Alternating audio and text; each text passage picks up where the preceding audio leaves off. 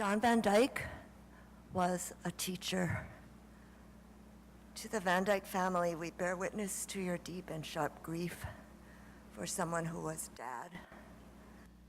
What has surprised many of us is the shape of grief one feels when you lose a teacher that was someone who shaped your own autobiography, and you see a chapter of your life passing.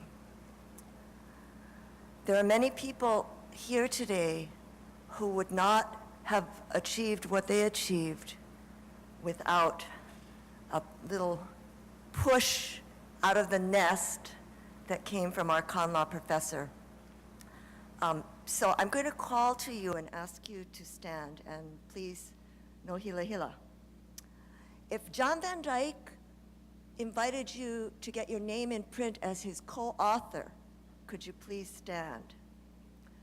Could you stand if you ever got a letter from John Van Dyke telling you what a good student you were and urging you to keep up the good work? Could you stand if John promoted you so you could get a job, wrote a letter of recommendation, made a phone call at a critical juncture in your career? Could you stand if you edited an article of your own or on the Law Journal and he stayed up with you working on footnotes and commas and content? Could you stand if you ran for office at his urging and with his support?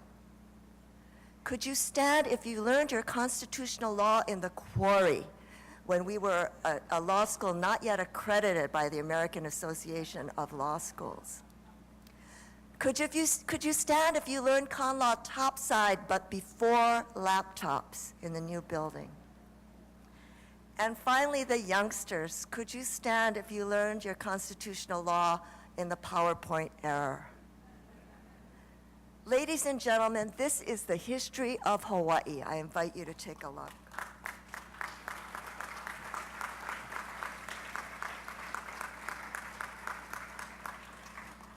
We who learned constitutional law from John Van Dyke learned it well. The easy thing for a professor to do when someone gives a fuzzy, incomplete answer is to just move along. Not in John Van Dyke's class. Attention would fill the room as he stayed with someone who was giving the simplistic answer. He would gently ask another question and another question as we witnessed this torture and hoped for it to soon be over. The message he was giving: you are a Richardson lawyer. I expect an intelligent answer. And this mattered because our students face skepticism about their abilities. We are the most diverse law school in the country and the first to admit women in equal numbers right from the beginning. Our graduates did not always fit the traditional conception of what a lawyer looks like.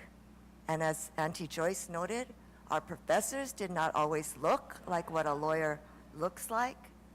When someone is waiting for you to prove your inadequacy, a fuzzy answer is not going to cut it. And John Van Dyke sent us out into the world prepared to meet and vanquish all skeptics.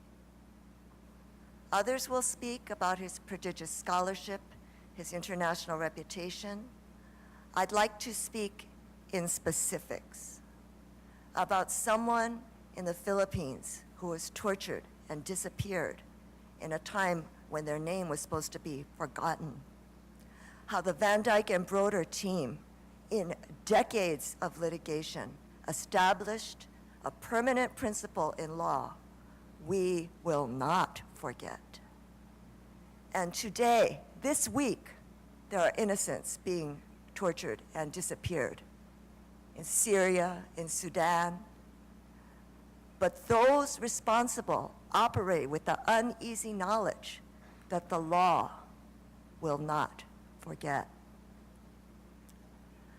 I want to speak about the early days of the law school when you could count the number of Native Hawaiian lawyers practicing on your fingers. When John pushed his students to run for the Constitutional Convention and stayed up late into the night with them strategizing, how are we going to make Kanaka Maoli rights a part of our Constitution? This is a lasting legacy, and it will remain when all of us are gone. These radical changes are what the law is capable of, and they were not the product of a radical.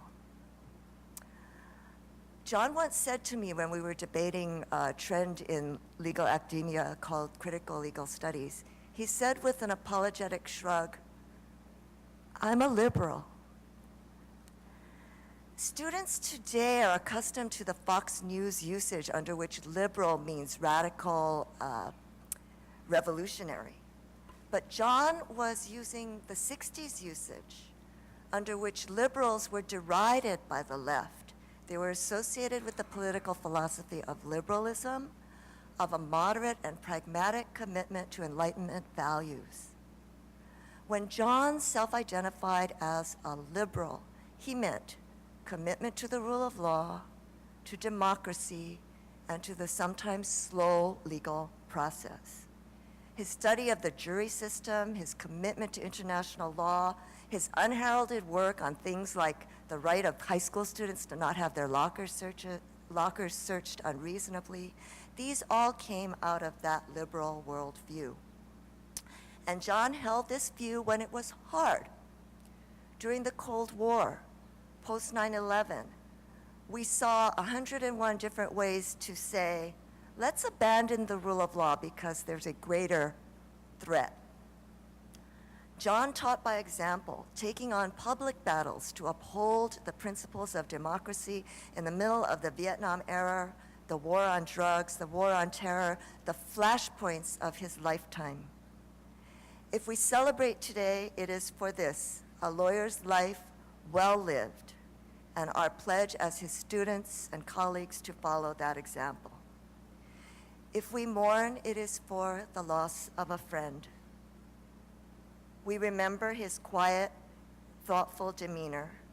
Yes, so quiet that some fell asleep in class.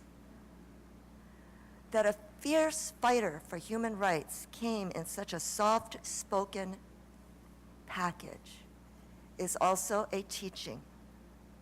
Speak quietly, litigate fiercely, love deeply. Our teacher, who after that barefoot hippie beach wedding stayed happily married in a fully equal feminist marriage, who raised 3 beautiful children who walk with his same humility, taught us something also about the private side of a life well lived. Mahalo nui, John. I am a professor because you pushed me. We are better lawyers because you demanded it. And we grieve because you are gone too soon. John Van Dyke, our teacher, you are teaching us still.